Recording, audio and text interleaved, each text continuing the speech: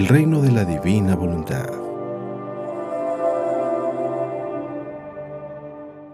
Gracias por estar con nosotros en un programa más del Reino de la Divina Voluntad. Me encuentro con el doctor Salvador Tomasini. Doctor, gracias por estar con nosotros. Sí, buenos días. Hola, amigos.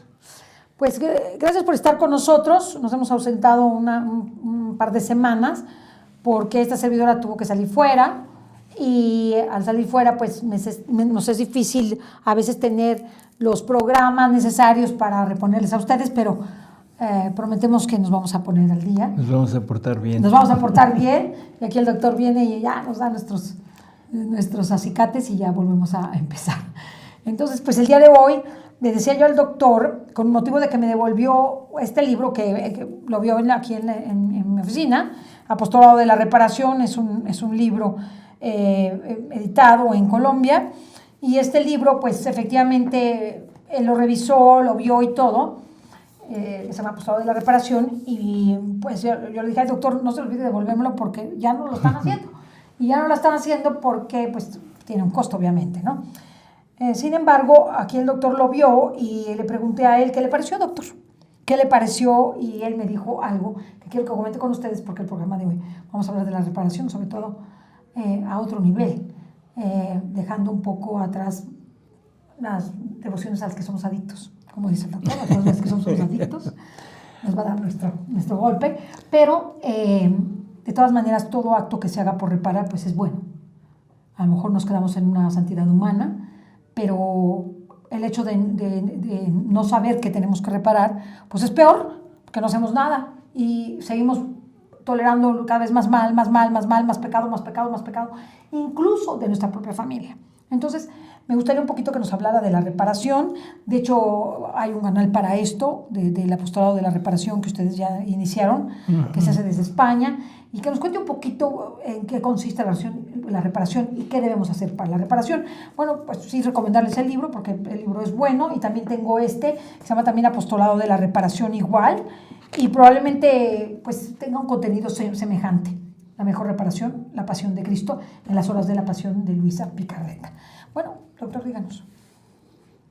Después de todo este anuncio. Bueno, así es, o sea, yo creo que la reparación es necesaria, pero primero tendríamos que entender qué cosa es reparar y el por qué reparar, y sobre todo a quién reparar. ¿Qué quiere decir reparar, Ceci? Pues como que hacer que algo que perdió su sentido o su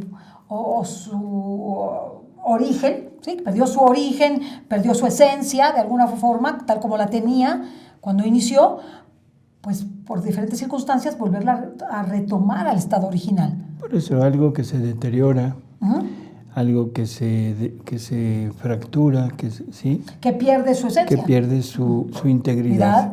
Y entonces ahí es donde entra este acto de reparación, que es tratar de volver no tanto al origen, sino cuando menos a la parte a que se vea igual, ¿sí?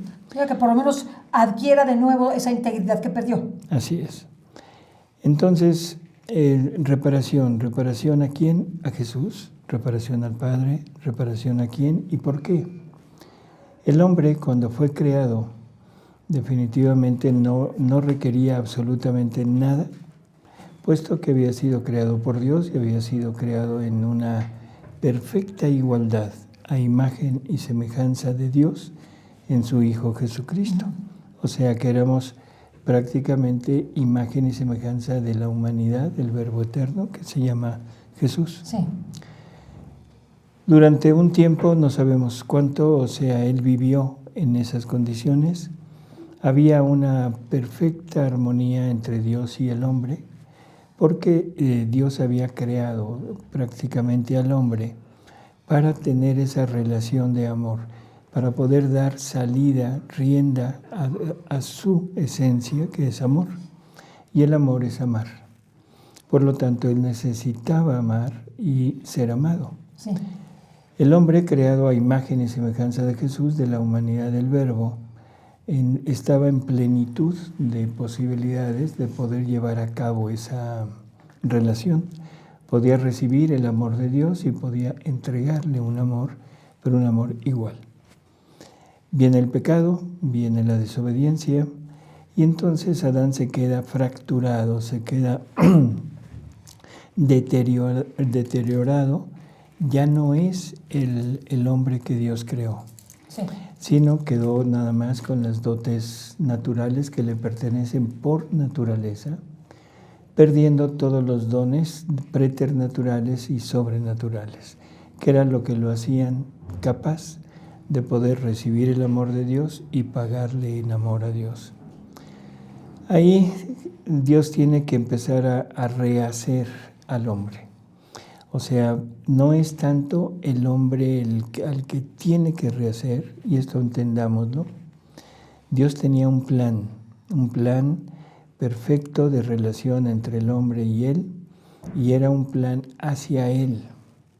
El poder tener esa capacidad de desarrollar sus acciones, que su acción es amar y ser amado.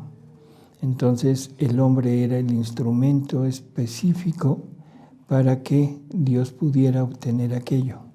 Y aquello fue un decreto divino. No fue algo al azar, sino es un decreto divino y se tiene que cumplir, no importa lo que cueste.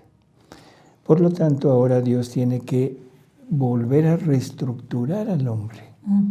No tanto destruirlo y volver a crearlo, o sea, no es el plan de Dios, sino tiene que reestructurar al hombre y tiene que ponerlo nuevamente en el mismo camino en el que estaba antes de caer en la desobediencia. Que no es poca cosa. Que no es poca cosa. Y ahí prácticamente empieza la reparación del hombre. Sí. ¿Sí? En todo el Antiguo Testamento, o sea, Dios tiene que ir guiando a su criatura en formas de comportamiento para que el hombre no siga cayendo, que el hombre empiece a avanzar, empiece a conocer a su Creador, empiece a desear ser restaurado. Le anuncian que va a ser restaurado, pero no lo restauran. No sé si esto se entiende. Sí. O sea, todos los personajes del Antiguo Testamento, ninguno de ellos pudo acceder al cielo, o sea, una vez fallecidos, una vez muertos, sino que tuvieron que esperar la venida del Redentor, que es Jesús, Sí. porque Jesús es el que iba a pagar por todos, es el que iba a hacer la restauración de todos, pero como una promesa a futuro, se les aplicaba la gracia a los buenos de esperar y que cuando llegara y los reparara pudieran acceder con él al cielo. Pasan miles de años, viene Jesús a este mundo y Jesús empieza a restaurar. ¿Qué es lo que va a restaurar? Primero, el hombre, para entender lo que de Jesús tiene que hacer, necesitamos entender qué es el pecado. Entonces, voy a hacer una pequeña pregunta, Ceci, a ver ¿qué es el pecado, Ceci? El pecado es una desobediencia a Dios, así dice el catecismo. Es transgredir la ley de Dios. Y podemos, si lo transmitimos en Luisa Picarreta, es no hacer la voluntad de Dios. ¿Qué es el pecado, Ceci? Una falta de amor. ¿Qué es el pecado, Ceci?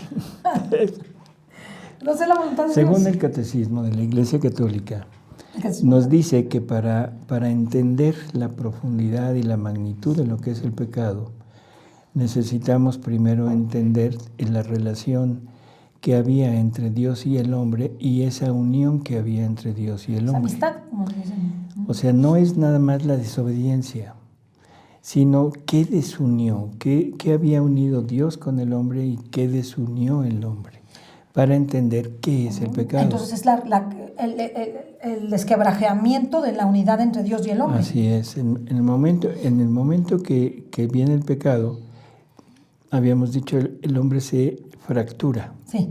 Pero no se fractura él. Fractura la relación entre él y Dios. Fractura la unión entre Dios y el hombre. Sí.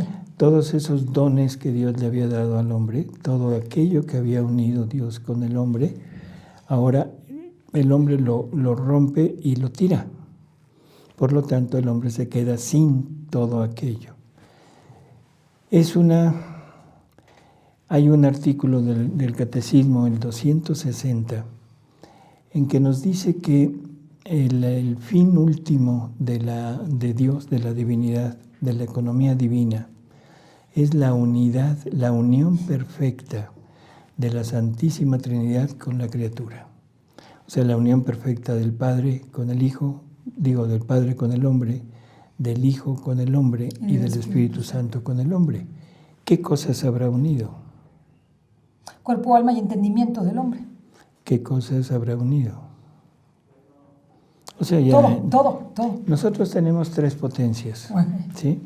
3 potencias del alma, que son voluntad, inteligencia y memoria. La voluntad, que siempre la hemos considerado como lo que el ser quiere, Sí. o sea, lo que yo tengo voluntad de hacer esto, yo tengo voluntad de hacer lo otro, en realidad es el motor del ser. Después O sea, es cuando se pone en movimiento la inteligencia para actuar. Es lo que mueve al ser. Sí. ¿Sí? O sea, todos los dones, todos los atributos de la persona o del ser Sí. son movidos por la voluntad, es la que da el impulso para el movimiento. Sí. Por lo tanto, podríamos definir que es como el motor, y un motor que mueve todo lo que la criatura contiene. Sí. Pero Dios también tiene una voluntad, y esa voluntad es la que mueve a todo Dios, todos sus atributos. O sea, el amor de Dios es amor, nos dice San Juan. El amor no se mueve, no ama, no hace nada si la voluntad no lo mueve. Claro.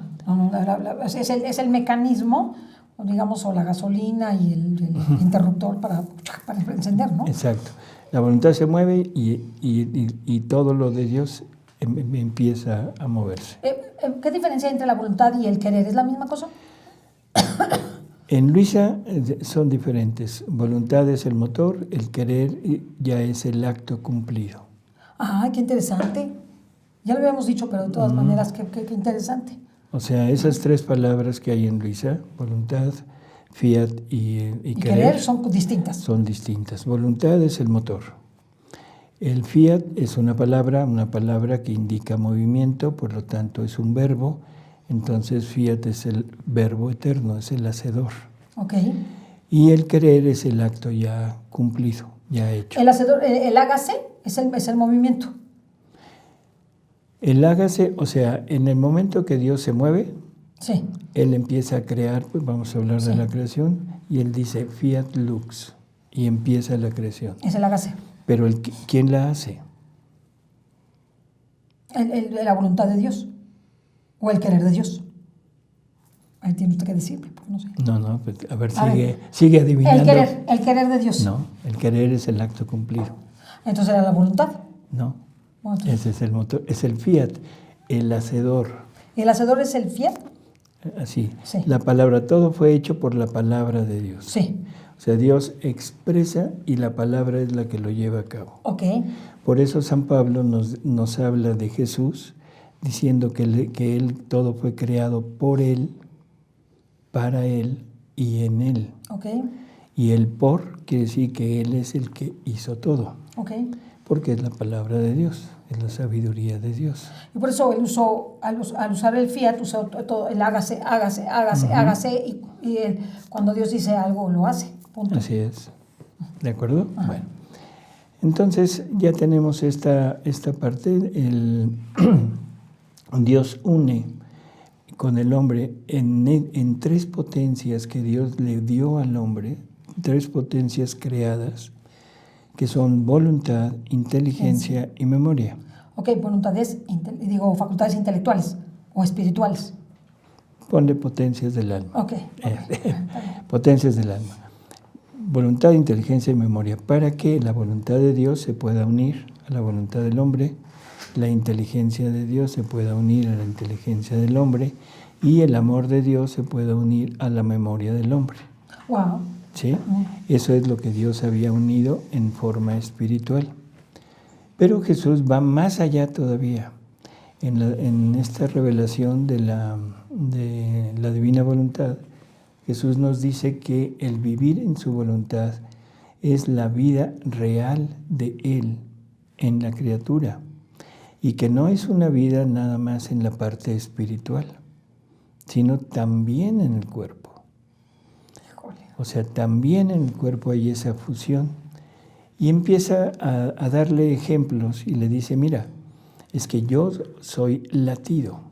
¿Qué está diciendo? Soy movimiento, ¿sí? Soy latido, pero no tengo un corazón donde poder latir. Entonces, mi voluntad creó su corazón de ella en la criatura para poder latir. Ahora, un corazón sin latido no sirve para nada. No está muerto. Y un latido sin corazón, pues prácticamente queda inútil. Claro. ¿Sí?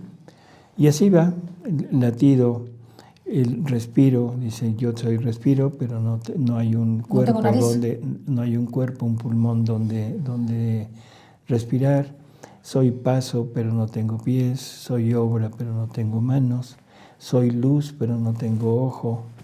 Entonces todo eso lo fue creando en la criatura para poder unir esas funciones.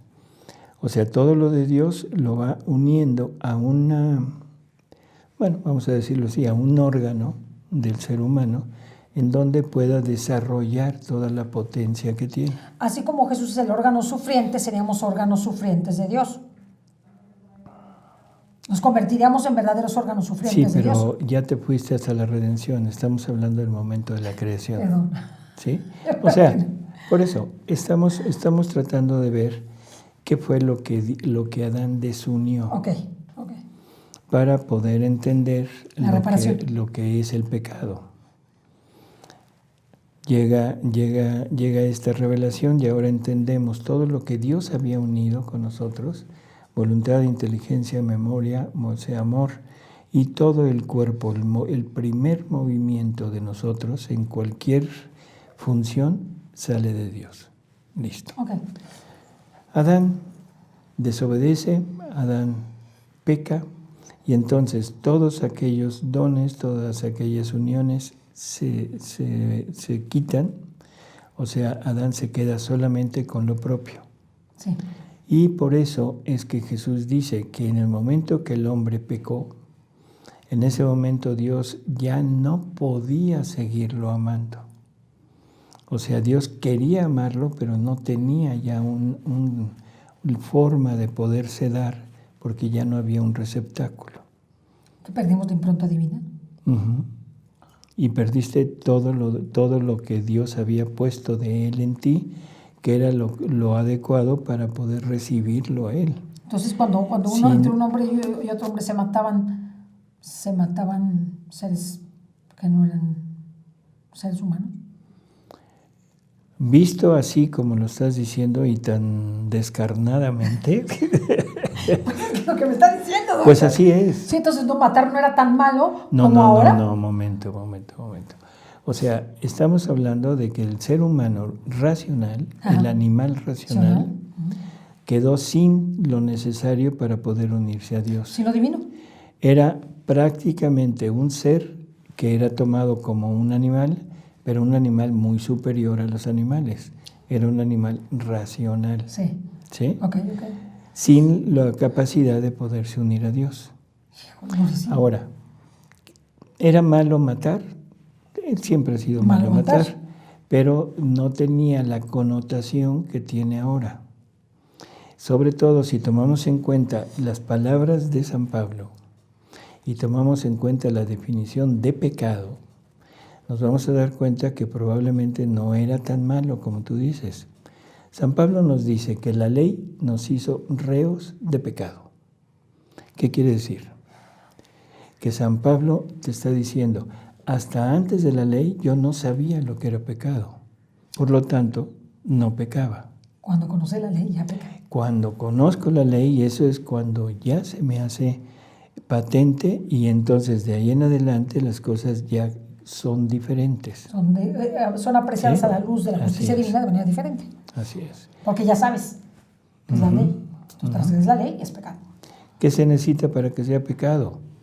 Pleno conocimiento y pleno consentimiento. Y también y plena advertencia.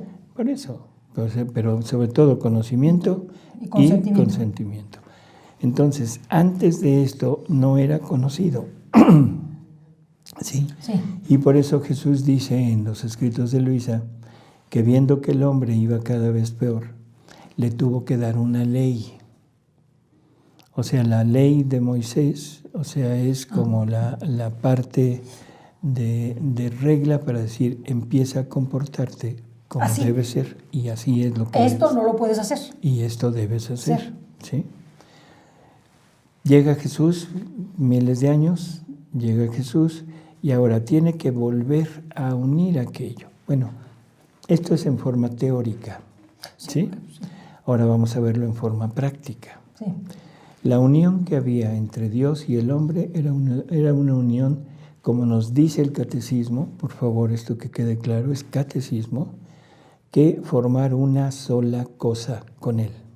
Con Dios. O sea, es de tal manera esa fusión de hacer una sola cosa. Ya no hay tuyo, ya no hay mío, todo es nuestro. La siguiente pregunta sería, entonces, ¿a Dios le duele más lo que sufrimos cuando estamos en esa sintonía o armonía con Él o fusión con Él que cuando no? Es una forma de hablar. Porque no es lo mismo, este es el hijo de vecino, bueno, pues ahí sí, ahí se cae, pues que se caiga, ¿no? Si se muere, pues se murió. Pero pues, se murió mi propio ojo, se murió mi propia boca, se murió mi propia nariz, mi propio pulmón. ¿Me expliqué, verdad? Ajá, y yo me quedo sin poder ver, sin poder oír, sin poder respirar, En sin esa poder persona. latir en esa persona. Y entonces el dolor de Dios es inmenso. Y entonces ya estás empezando a entender lo que es el pecado. No es una ofensa. No, pues una El ofensa. pecado no es una ofensa. Una ruptura. El pecado, cuando decimos desobediencia, es alguien desobediente, un niño que desobedece al papá. Bueno, es grave, sí, en cierto modo, pero al papá no le pasa nada. Es que es mucho más. El pecado es mucho más. Por eso te digo que te vayas al catecismo. Y la definición que diste del catecismo no es verídica. No, el que decide es una desobediencia a Dios. El catecismo que aprendemos en Ripalda. El ¿no? catecismo de la Iglesia Católica te marca perfectamente que para entender la magnitud del pecado necesitamos primero entender esa unión que había entre Dios y el hombre. Ese es el pecado, o sea, esta ruptura. Y una ruptura que al hombre lo deja como hombre, ciego, pero a Dios lo deja sin poder desarrollar su vida. Y desarrollar. El hombre puede desarrollar su vida humana que lo va a conducir a la muerte espiritual, sí, pero el hombre sigue actuando con lo suyo, pero Dios ya no puede actuar. Ay, no, es que doloroso. Dolorosísimo para Dios. Vaya. Es dolorosísimo. Digo, siempre entendí que le dolía, pero ahora sí entiendo por qué le duele tanto. Porque ya dejó de ver, dejó de oler, dejó de sentir, dejó de amar. Dejó de repetir su vida en la criatura, que eso es lo que él quería. Ese era el punto. Y sobre todo, el punto principal es ya no puede desarrollar su única acción, que es amar. Porque si Dios es amor, la única acción que tiene el amor es amar. Y la única necesidad de ese amor, aparte de amar, es ser amado. ¿Sí? O sea, se quedó mocho. Se quedó. Mocho. Se quedó con su plan frustrado. ¿De acuerdo? Sí. Bueno, eso ¿Qué sufrimiento? es un sufrimiento terrible y sobre todo una incapacidad de poder seguir con su plan. Por eso es que tiene que rehacer al hombre, no solamente salvarlo, porque nos hemos centrado en la salvación. Sí. Y todo el mundo piensa en la salvación es Dios me salva y yo soy el que va a disfrutar de esa salvación. Y a Dios no le podemos dar nada. No, a mí en que me salven. A mí, exacto, a mí que me salve. Mis timbres. Sí. Que cumplo los Bueno, mandamientos. tus sale. timbres. Mis timbres. Ok, entonces, decíamos, forman una sola cosa y cuando el hombre, dos voluntades unidas, cuando el hombre decide hacer su propia voluntad sin la unión con la voluntad de Dios, se le atraviesa. y forma una cruz. O sea, el hombre le da muerte en él, a la vida divina que Dios quería poner en él, quería vivir en él, y para darle vida a la vida humana. Y entonces ahí lo crucificas, órale. Ahí quedó crucificada todo lo que Dios había querido unir. Sí, ese es el obstáculo. Puse el obstáculo. Cuando llega Jesús, vuelvo a repetir, no es solamente salvarlo. No es solamente decir, ahora puedes acceder nuevamente al cielo, a gozar de mí, para que me veas. ¿Sí? Nada. Sino ahora vengo a repararte, porque quiero salvar también mi plan, mi finalidad. Y para poder cumplir con mi finalidad, necesito salvarte primero. Entonces, sería el primer paso, el primer rescate, pero va el rescate de todo. Sería un rescate parcial, vamos a decir. Pues, bueno, ya estos ya son como, no sé, como ovejitas sin pastor, sin nada, o sea, ahí desmecatadas, como cabras desmecatadas. Como lo hemos entendido siempre, nos vamos a ir al cielo a gozar de Dios, esa visión beatífica, toda bonita, así, todo. No es así. Muy romántico. Es muy romántico, muy bonito, muy agradable. O sea, ya Jesús vino, pagó por todos, ya felices, todo happy birthday, aleluya, aleluya. Y entonces nos vamos a gozar de Dios en el cielo. Nada más reconoce que Él te salvó. Bueno, es una postura muy cómoda, pero en fin. Y pequeña y pobre de un plan magnífico. Claro. Entonces, Jesús tiene que estar así, tiene que voltear esto.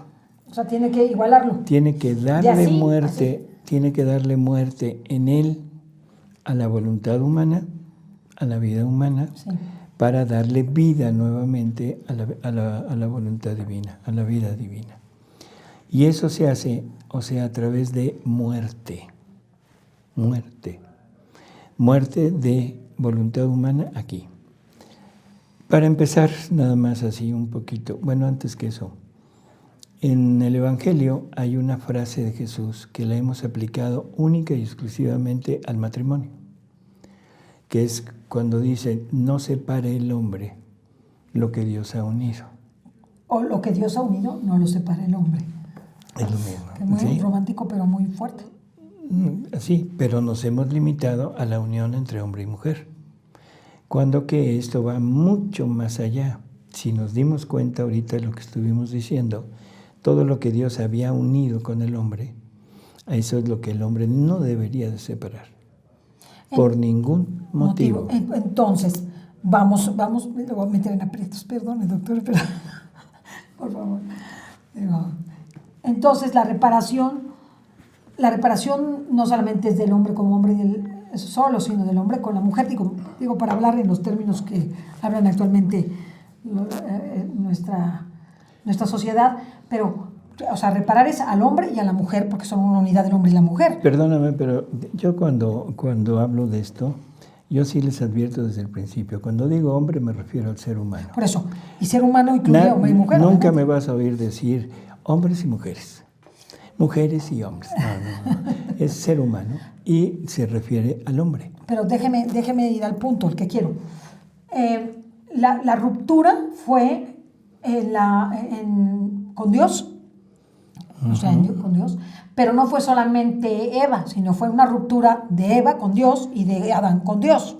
Eva rompe con Dios, sí, pero rompe con Dios no en esta magnitud que rompió Adán. Lo de Adán es más fuerte. Sí, porque Adán era la cabeza de misión y era el que tenía todos estos dones y que como estaba condicionado. Si Adán hubiera pasado su prueba, si Adán no hubiera pecado, él hubiera podido llevar a Eva con el Señor y decirle, mira, esta mujer, o sea, pasó esto y esto. Y entonces dice Jesús, que le hubieran borrado de la mente todo lo que Satanás le había puesto. Sí, le hubieran dado una pulida. Una remasterización. Así, y que todo hubiera quedado igual y Adán hubiera hecho su primer acto heroico. Y lógico, Adán hubiera salido victorioso y en ese momento Adán podía transmitirle a Eva todo este conocimiento. igual que ahora Luisa nos lo está transmitiendo a nosotros. Sí. Pero primero Luisa tuvo que pasar su prueba, tuvo que instaurar el reino en ella, o sea, a través de su vida. Sí. Y ahora nosotros podemos acceder a eso gracias a las enseñanzas de ella. Pero Eva tenía que... Sí. ¿Eva tenía que qué? No, No, dígame. Eva tenía que aprenderlo de Adán. Muy bien, eso me queda claro. Pero ahora voy al punto neurálgico. El punto neurálgico es la reparación, que es restablecer el vínculo, la fusión entre Dios y el hombre, o la relación. Es también con la mujer. Es también con la mujer, obviamente. Sí, sí. Pero déjame ir al punto. Si yo voy a Santa Clara y San Francisco de Asís, como unidad de lo que Dios ha unido, no lo separe el hombre, una unidad misional con un efecto trascendente hacia lo eterno, ¿sí? Y público además, porque es público, no repara igual que usted solito ahí con sus propias fuerzas sin su Eva. Perdóneme que sea tan clara. No, yo pienso que estás hablando de lo que siempre te ha apasionado, ¿sí? Y que definitivamente no es ni el tema, ni es el momento. Por eso, espérame. Sí. O sea, el plan de Dios era para todos, hombre y mujer. Okay. Pero cuando Dios decide hacer una obra que va a ser universal, primero lo trata con uno. Y cuando ese uno le corresponde, le paga todo lo que él quiere, en ese momento él ya pone a disposición de todos ese plan.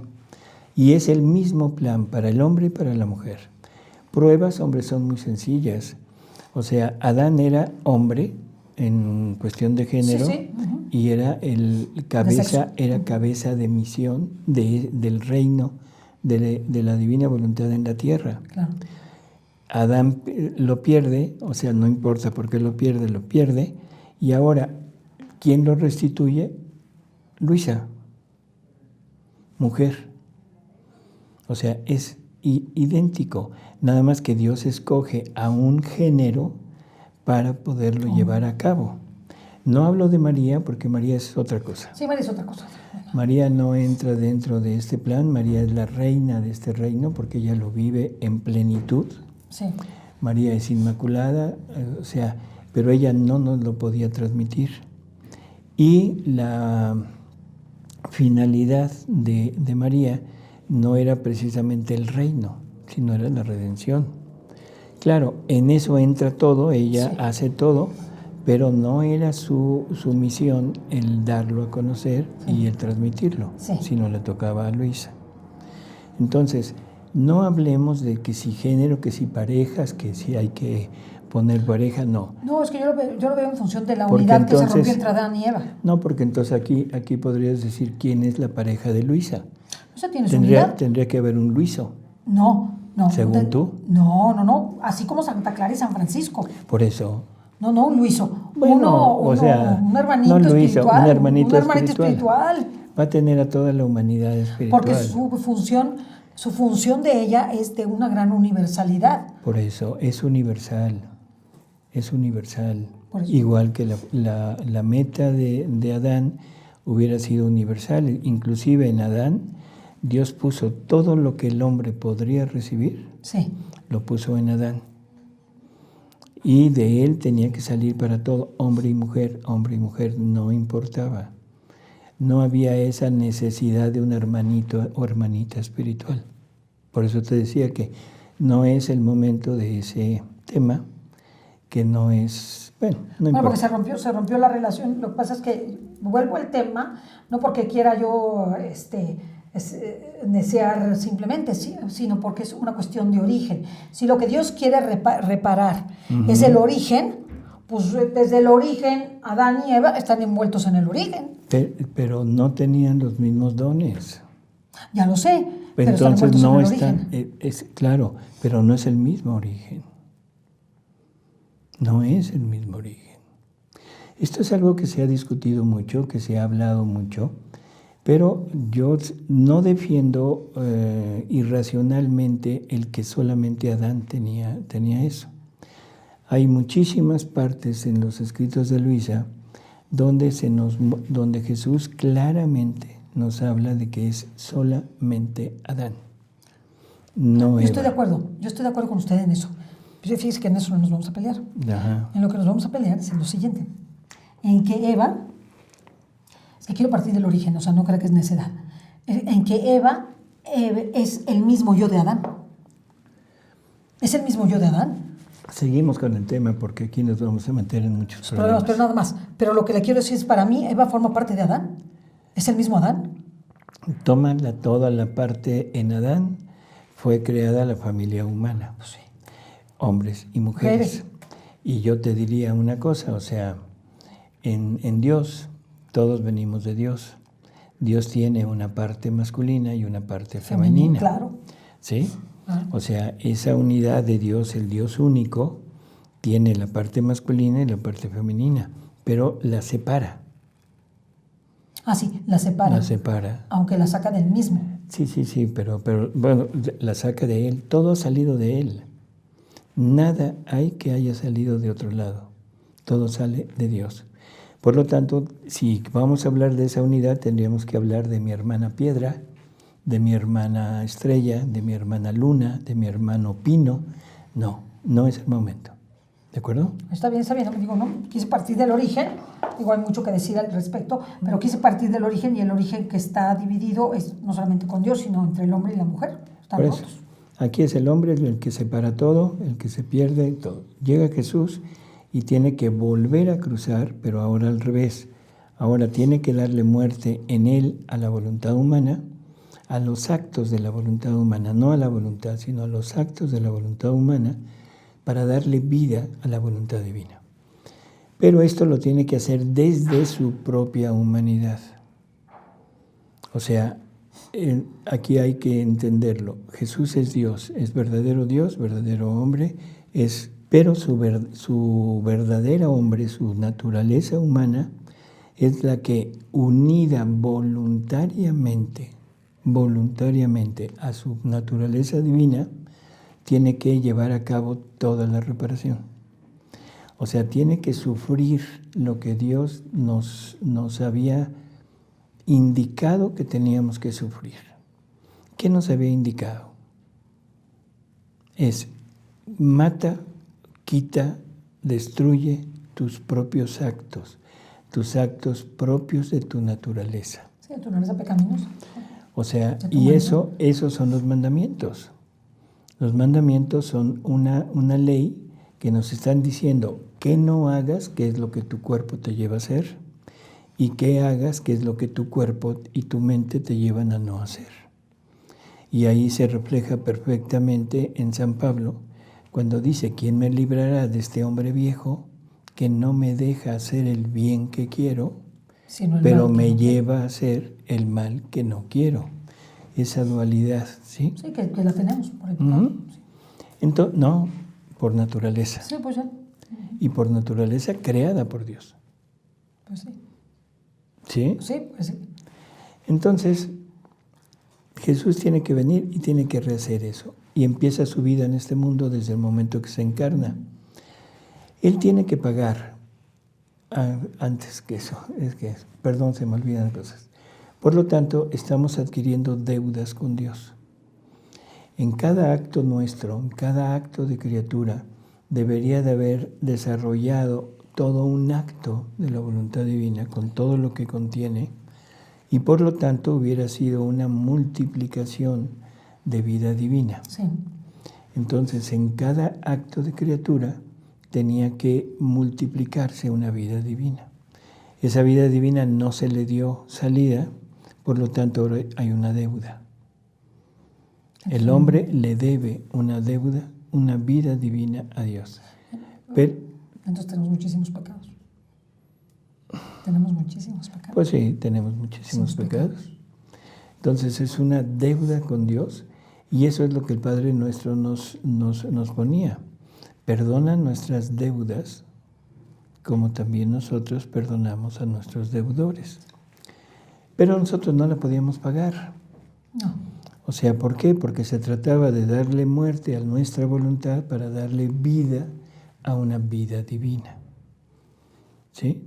Entonces, en cada acto que nosotros hiciéramos, deberíamos de haber quitado todo lo nuestro, nuestras intenciones, nuestros gustos, nuestros apegos, nuestros anhelos, todo lo que somos, para darle vida a todo lo que Dios quería vivir en ese acto. ¿Sí?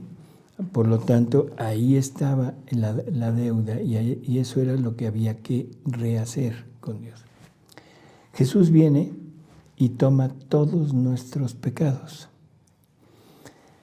Se los pone como si fuera una vestidura y empieza a vivir su vida. En sus actos empieza a rehacer los actos de todos. Empieza a darle muerte a los actos humanos para darle vida al acto divino. Sí. ¿Sí se entiende? Sí. O sea, va poco a poco. Sí, va con su divinidad, porque es algo de una magnitud y de una proporción inmensa.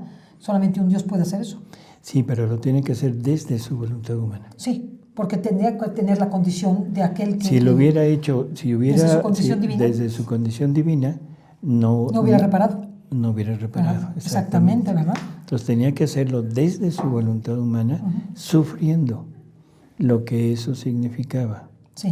Tienes que sufrir el desapego, tienes que sufrir el abandono, tienes que sufrir la falta de gustos, la falta de anhelos, la falta de todo. Sí. Y tienes que enfrentarte a todas las cuestiones que el mundo te trae, sí, para darle vida a lo que Dios.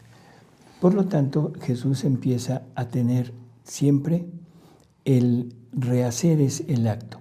Pero cada acto que habíamos hecho malo, cada pecado, merecía una pena. Bueno, es una culpa que merece una pena. Aparte de rehacer el acto, estaba la pena que había merecido. Y esa pena la tiene que pagar Jesús. O sea, Él es el que se presta a pagar y dice, yo pago por ellos. No solo los rehago, sino pago por ellos. O sea, reparo por adelantado. Hacia el futuro. Ah, sí. Hacia el futuro, el pasado se lo echó completo y el futuro se lo echó completo. Así es. Hasta el fin Porque siendo Dios, Él conoce perfectamente tanto cuántos seres humanos va a haber, como cuántos actos y cuántos pecados va a haber. Entonces tiene que ponerse todo eso y irlo rehaciendo poco a poco. Ahora, en el rehacerlo era hacer lo contrario, el sufrimiento de darle muerte a lo suyo y de darle vida a la parte divina. Hay una parte en las revelaciones de María Valtorta que es muy indicativo de esto. Llega Judas y hablando, le han recriminado que era medio lujurioso, ¿no? Bueno, medio. Solo un poquito. Y entonces llega Judas un día y le dice, oye maestro, ¿que tú nunca has sentido deseo? Se refiere, ¿no? A la parte humana, sexual, ¿no? Uh-huh. Y entonces Jesús le dice, Judas, tengo 30 años. ¿Qué le dijo? Pues que sí. Por supuesto que sí. Soy un ser humano. Soy un ser humano perfecto, completo, de todo, pero lo he vencido.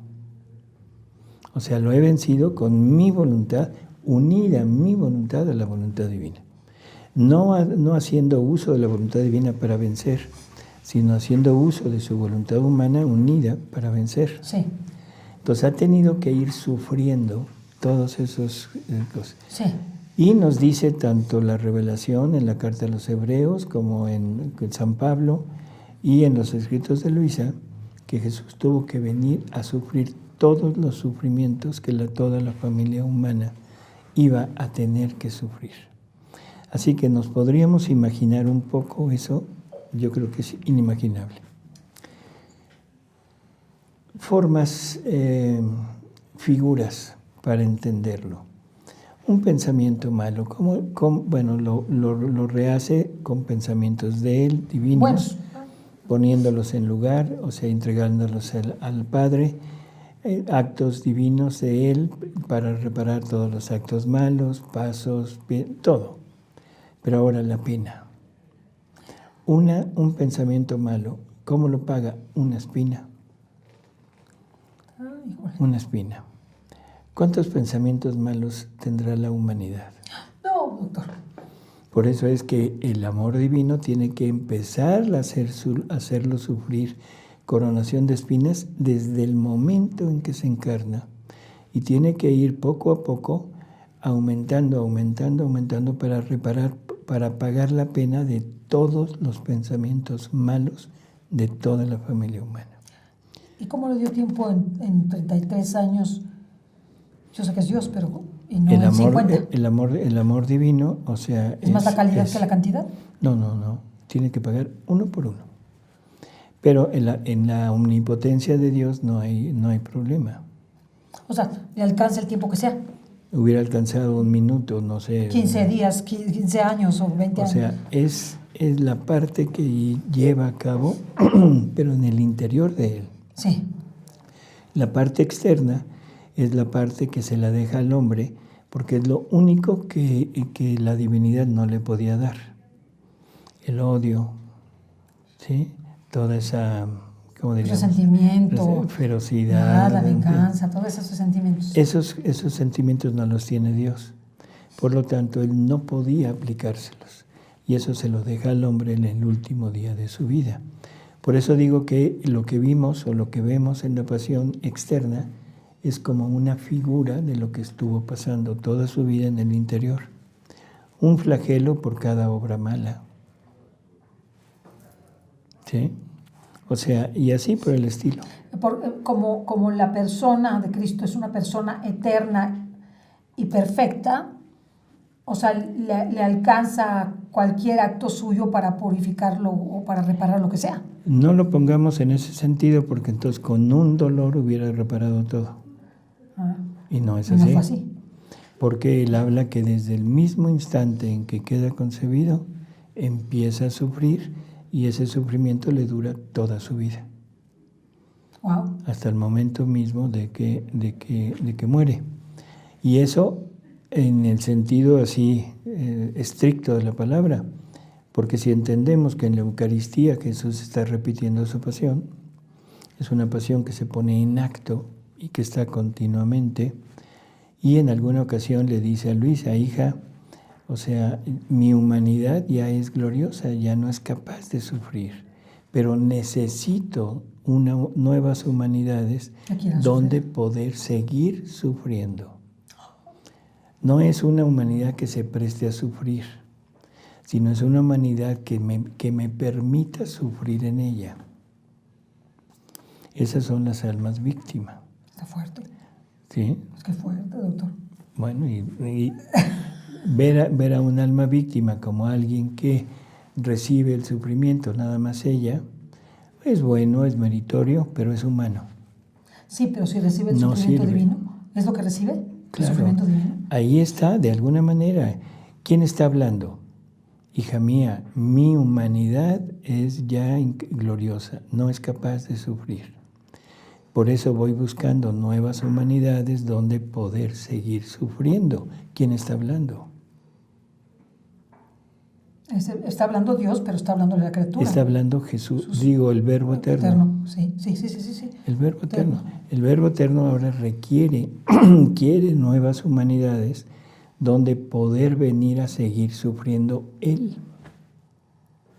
Darle valor al acto, un valor divino de reparación universal y no quedarse en un valor humano de reparación personal. ¿Y por qué escogió el sufrimiento como el valor más alto de la reparación? Porque es la única manera de poder entenderlo, por eso hemos ido paso a paso. O sea, entender que la culpa desunió, ese desunir desquebrajó al hombre, lo dejó y le dio muerte en él, a la vida divina.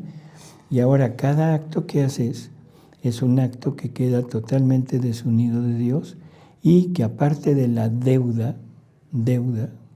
aparte de eso tienes ahora una culpa y una pena. Y Dios es infinita justicia. Le debes, págale. Toma chocolate, paga lo que debes. Más o menos. O sea, es necesario pagarle. Sí, claro. Entonces es Jesús quien paga. Aunque nosotros nos sumerjamos siendo almas víctimas en esa aceptación completa de la reparación por Jesús, Él sigue sufriendo en nosotros. Era lo que le decía, o sea, ya no solamente, o sea, está sufriendo, que si a mí me duele el estómago y yo lo estoy ofreciendo, por decir algo, ese sufrimiento, Jesús le está doliendo el estómago. ¿Cómo lo puedo? Sí, o sea, todo desde lo intelectual, emocional y espiritual, Él lo está sufriendo si estoy tan unida a Jesús. En la divina voluntad, o sea, sí, o sea, es Jesús quien lo está pasando. También lo está pasando Él. En la divina voluntad. Entonces, ¿y que no hay otra cosa? No, sí, sí hay otra cosa. ¿Cuál sería la otra cosa? En la voluntad humana. Y aquí entran tus libros. Sí, que son la voluntad humana. Ahí es a donde voy. O sea, todo no ha sido más que un preámbulo para entender ahora qué es lo que pasa. Ok. Jesús reparó por nosotros. ¿A quién reparó? Al Padre. Jesús todo lo que hace, todo lo que sufre es para reparar y para rehacer al hombre ante el Padre Celestial. Sí. El Padre Celestial recibe de Jesús a toda la familia humana, a toda, la recibe ya como rehecha. El Padre ya tiene con Él a toda la familia humana, a toda. Toda la satisfacción. Toda la satisfacción, todo el amor, toda la gloria, toda la adoración, todo lo que la familia humana debería de haber hecho, pero hecho por Jesús. Bueno, ahora, ¿quién quedó maltrecho? Jesús. Jesús. Sí, no, Jesús quedó en un Ahora, sufrimiento horrible. la reparación de nosotros va a ser hacia Jesús. Ok. Y unidos ya con Jesús, en ese momento podemos unirnos con Él para llevarle al Padre Celestial todo lo que Él llevó. Si Él ya lo llevó, ¿qué le agrega al Padre Celestial que ahora se lo lleve yo con su Hijo? ¿Le agregas tú? Ah, interesante. O sea, se le agrega, es un plus. O sea, Jesús lo hizo todo por todos. Sí. Pero no fuimos todos. Fue él solito. Fue él solito y dijo, aquí está lo aquí de está todos. Todo, Padre. Pero si tú te llegas a unir en este punto, ahora vas Jesús y tú. Ya son dos. ¿Y cuál es el efecto? ¿Para quién? Para Dios. ¿Te parece poco efecto el ver que una criatura voluntariamente repite la vida divina y repite todo lo que Jesús hizo y ahora se le da como duplicado todo lo que el Padre tenía que recibir? Wow, La gloria precioso, de todo. ¿Te precioso. parece poco? No, es hermosísimo. Bueno, pues eso es lo que recibe. Entonces, sí, Dios recibe algo grandísimo y la criatura recibe la dignidad que tenía. La criatura recibe la gloria universal que recibió Jesús. No, hombre, No. estamos pero rayadísimos, ¿no? Rayadísimos. Sí, rayadísimos en el sentido de que sobreabundamos. Claro, pero en fin, entonces, esta reparación que se hace, vamos a entender que solamente es a Jesús, Okay. repararlo por todo lo que Él sufrió. ¿Cómo lo voy a reparar? O sea, ahí teníamos estos libros que tú has mostrado, Sí. muy buenos, indiscutiblemente, es voy a toda los- toda la parte humana, toda la parte del deseo humano, de la parte de esa ¿cómo diríamos? Esa espiritualidad donde el ser humano quiere unirse a Jesús, repararlo, amarlo, aliviarlo, pero todo queda como voluntad humana. O sea, que es una reparación a medias. Todo queda como un buen deseo. Jesús nos dice que los buenos deseos, o sea que la voluntad cuando desea algo pero no lo puede hacer, bueno, queda como un acto hecho en ella. Por eso es que hay actos de pensamiento. O sea, si tú ves a una mujer con ojos malos, ya cometiste adulterio y quedó como adulterio, pero quedó como adulterio en mí, pero no en la mujer. Claro, claro. ¿Sí? Aquí la reparación queda en mí como acto. Dios lo agradece como un acto, como un ofrecimiento, pero no queda en él. Yo, si me pongo a meditar, por ejemplo, en el huerto de los olivos, o sea, para mí, desde el punto de vista humano, queda como algo hecho para mí, como un acto hecho, pero no queda como que yo estuve presente ahí. Claro, ¿Sí? claro. Bueno, en la divina voluntad, la divina voluntad tiene la capacidad o los atributos necesarios para poder situar a la criatura no en el tiempo, sino en la eternidad. Sí, la saca del tiempo. Así es. Entonces ahora esa criatura se puede poner en cualquier momento de la historia. Y hablando de reparación, se puede poner en el huerto, en la cruz, en el momento de la captura o en la vida personal de Jesús durante toda su vida, la vida oculta o en la vida pública, en cualquier momento. Y ahí estamos, no solamente tomando parte, o sea, viendo, concurriendo, amando, ayudando, reparándolo ahí en ese momento, sino que ahora tenemos que hacer lo mismo. Y por eso a estos libros, ahora Jesús nos da a través de Luisa un libro que es exclusivamente de reparación, que se llama Las 24 horas de la Pasión de Jesús. Que no es que menospreciemos esto, por favor, no es menospreciarlo, sino es que ahora es un salto, un brinco hacia la calidad, hacia la parte divina, en donde la criatura toma parte ya en la pasión de Jesús. Wow. Y está con Él, y está junto a Él, y haciendo lo mismo que Él hizo. Jesús se lo dice en varias ocasiones en este libro de las horas de la pasión, donde dice: hija, fíjate lo que hago yo para que lo hagas tú también. Hija, repara junto conmigo, aprende las verdaderas reparaciones. La verdadera reparación es la que hace Jesús, no la que haces tú. Claro, la reparación es la de Él. Por eso. Claro. Entonces, siempre es tomarlo de Él para hacerlo nosotros. ¿Y cuál es el punto así fino de esto? Es revestirnos con todo lo de Jesús para ahora presentarnos junto con Él, pero vestidos igual, coronado, flagelado, crucificado y todo. Quiero leer un pequeño pasaje. Lectura de Luisa, que es perfecto, porque dice, está hablando con la Virgen, y entonces la Virgen le dice: las oraciones más potentes sobre el corazón de mi Hijo y que más lo enternecen es cuando la criatura se reviste con todo lo que Él mismo obró y sufrió, habiendo dado todo eso como don a la criatura. Todo el sufrimiento de Jesús nos lo da como don. ¿Para qué? Para salvarnos, para rehacernos y para restituirnos. Sí. Por tanto, hija mía, reviste tu cabeza con las espinas de Jesús, adorna tus ojos con sus lágrimas, impregna tu lengua con su amargura, reviste tu alma con su sangre, adórnate con sus llagas, traspasa tus manos y pies con sus clavos, y como otro Cristo, preséntate ante su divina majestad. Este espectáculo lo conmoverá, de manera que no sabrá rehusar nada al alma revestida con sus mismas divisas.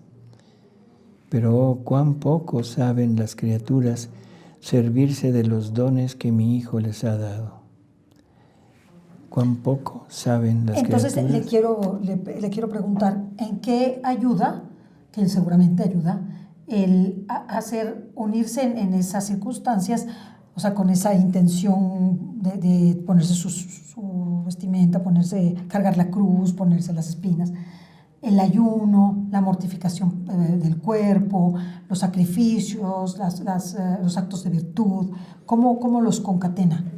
Por eso, esa es la parte humana de que se sacrifica, que quiere compartir de alguna manera con Él, pero son sufrimientos a partir de la criatura. Okay. O sea, tu ayuno, lo que hagas, es algo que es humano, no trasciende. Porque no está unido al ayuno de Jesús. Porque Jesús no es el ayuno de Jesús, no es el sufrimiento de Jesús, no es el abandono de Jesús, no es el dolor de Jesús, no es la corona de espinas de Jesús, no es nada de Jesús. Es tuyo. Es tuyo, que tú voluntariamente lo ofreces y es loable.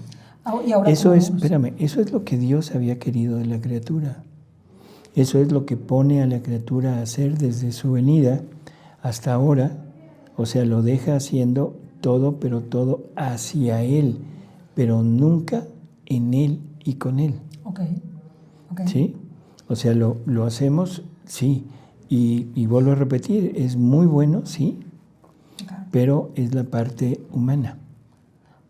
Ahora, eso humano, Jesús quiere convertirlo en divino. Es la parte del pasado y lo que quiere es eso sublimarlo hacia el futuro. La divinidad te ve a ti sufriendo por amor a Él. Dice, qué bueno, mi hija. Por fin. Y por fin le voy a dar gracias. O sea, gracias en el sentido de dones Sí, y todo. Pero es Él viéndote a ti. En la divina voluntad, lo que estamos oyendo es tomarlo de Jesús, revestirnos con eso, que eso se vuelva mi vida, y ahora yo me presento junto con Jesús, pero con todo eso. Ah, precioso. Y esa es la parte superior, porque ahora Dios, la divinidad, lo que ve ya no es a ti nada más, Sí. sino ve a su Hijo Jesús junto contigo, unido, fundido contigo, y tú voluntariamente llevándolo y decirle, aquí estamos. Sí, es precioso. Y ahora todo lo que nosotros podemos hacer, ya que viene la Cuaresma la siguiente semana, pues este tema está muy ad hoc, porque nosotros podemos empezar a meditar la pasión de Jesús y asumir esa pasión de Jesús en nosotros, dando un paso más a nuestra propia mortificación humana. Sí, o sea, dando un paso hacia Lo adelante. primero que necesitamos hacer es empezar a querer, a intentar vivir en la divina voluntad. Porque todo esto, desde la voluntad humana, sin todo meternos en ella, definitivamente vuelve a quedar como esto. Sí, se queda a la mitad. Se queda aquí. Entonces, yo pienso que es muy conveniente que las personas que conocen de divina voluntad, tomen el libro de las horas de la pasión y adelante. Pero meditado, por favor, no es leído. Estamos muy acostumbrados a leer. Sí, pero eso no es Y meditar. esa lectura se hace como la lectura de un diario, de un periódico. O sea, la leemos y ya. No, hay que irla meditando. Y eso es mucho más allá. Y dice Jesús, todo aquel que haga estas horas con mis mismas intenciones, ahí y dice que es lo que le va a dar un alma por cada palabra, en fin. Salvará a las almas. naciones que lo tengan, un solo libro, que lo lean. Así es. O sea, esto es, dicho de paso, para todos aquellos que se preocupan por el purgatorio, de los sufragios y todo, que bueno, pero aquí hay una promesa ya explícita de Jesús. Por cada palabra te doy un alma. Ay, no, qué regalo tan grande. Por cada palabra te doy un alma. Y cada vez que la hagas.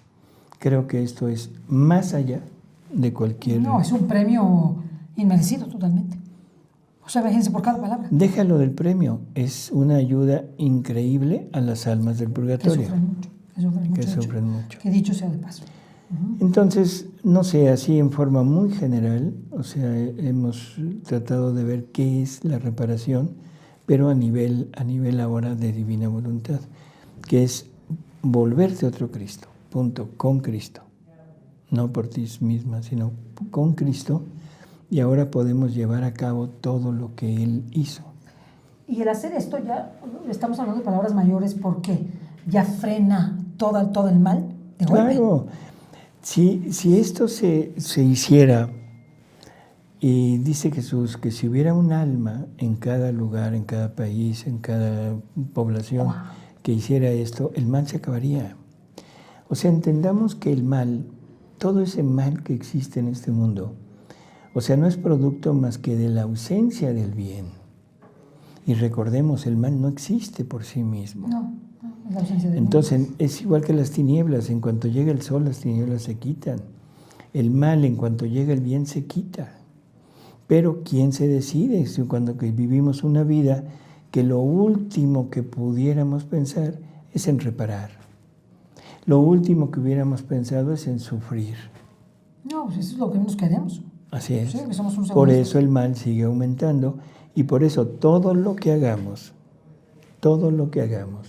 desde nuestra voluntad humana tiene un valor, sí, pero tiene un valor mío, para mí. Pero no para Jesús. Pero no se extiende a la población. Entonces, cuando nosotros reparamos en divina voluntad, o sea, digamos, estamos haciendo el ayuno, vamos a trascenderlo. Estamos haciendo el ayuno, cuando yo me uno a ese ayuno que Jesús empezó a hacer desde después de la última cena hasta que lo mataron, porque es un ayuno súper largo y súper penoso, además, porque no le dejaron tomar agua, no lo golpearon todo el tiempo, se desangró, todo eso. Si yo uno, ese ayuno tiene un valor muy grande, si Dios lo toma mi ayuno como participación de su sufrimiento. Uh-huh. Entonces ya no es un ayuno igual, ya no es un solo ayuno mío, personal. Por eso, pero ahora únete a la divina voluntad. Sí. Es igual que las cadenas, por ejemplo, del rosario. Sí. Vamos a juntar, no sé, X número de... Sí, de hecho se va a hacer el día de mañana, va a ser un rosario mundial. Uh-huh. Se van a unir mundialmente con Mater Fátima, que los invitamos a amigos también a rezar el rosario de manera, pues de forma mundial, ¿verdad? Puede ser por la paz del mundo, por los sacerdotes y por la misma familia. Esa parte está bien, o sea, es una buena acción, pero no tiene la fuerza de un acto divino. No es humano. Se puede juntar los ¿cuántos millones hay? 7,000 millones de habitantes. Son 7,000 millones de rosarios, o sea, en caso de que fuera así. Es muy fuerte, sí, la Virgen lo va a recibir con muchísimo gusto, por supuesto, pero es más un acto divino que todo eso. Un acto. Un solo acto en divina voluntad. Wow. Uh-huh. Por lo tanto, o sea, yo creo que en los tiempos que estamos viviendo hay que tirar a lo máximo. Es como en una guerra. Uh-huh. Imaginémonos una guerra ahorita mundial, la Tercera Guerra Mundial, en que Estados Unidos salga a pelear con mosquetes. Sí, no, se reirían de él. Así es, o con arco y flecha, ¿no? Sí. O sea, definitivamente. O como una espada y ¿Es buena la acción? Sí, es muy buena la acción. Es muy loable, sí. Se recibe muy bien, sí. La Virgen responde, sí. O sea, pero el valor de un acto divino sobrepasa total y absolutamente todo lo que se puede hacer desde la parte humana. Y eso es lo que las personas no logran captar. Que si todos nos quisiéramos poner acá, sería en rotundo el triunfo, ya así, total. Aplastante. El único problema es que esto compromete, lo otro no. Claro. Lo otro no, lo otro es, me comprometo a rezar un rosario, perfecto, pero comprométanse a vivir una vida, ahí es donde la persona dice, espérate, no es para tanto. Sí, como que lo ve muy radical, ¿no? Así es. Dice, bueno, yo no mato, no robo y soy bueno. Soy bueno. Y eso es lo que está pasando en este mundo. O sea, nos comprometemos, pero en fragmentos. Yo creo que deberíamos de ser más conscientes de esto y reparar, hablar de la reparación ya para venir la Semana Santa, venir el tiempo cuaresmal, este tiempo extraordinario en donde nos invita el Señor a meditar en su pasión y a vivir su pasión. Nos invita a vivir su pasión. Entonces, qué mejor que el libro de las horas de la pasión para poder empezar a reparar y unir nuestra mortificación humana a la mortificación divina del hombre Dios. Y empezar a entender lo que Jesús sufrió. Sí, y empezar a quitarle las cruces. Así porque es. Pues los tenemos al pobre crucificado con todo. Así es. Así que pues amigos, o sea, Ceci, ojalá que esto, pues no sé, pudiera trascender un poco y pudiera quedar en la mente de cada uno de nosotros esa idea de que vale más un acto divino que todos los actos humanos que pueda haber. Sean muy grandes y muy loables. Y no estamos menospreciando, vuelvo a repetir, porque luego se toma como que dijimos que aquello no sirve. No, sí sirve, pero la fuerza, la potencia que tiene un acto divino es totalmente inimaginable. Fusionémoslos con los de Jesús para que entonces sea diferente, ¿verdad? Sea Así mucho es. más grande. Así es. Y que la Cuaresma haga una gran diferencia, esta Cuaresma sea una gran diferencia.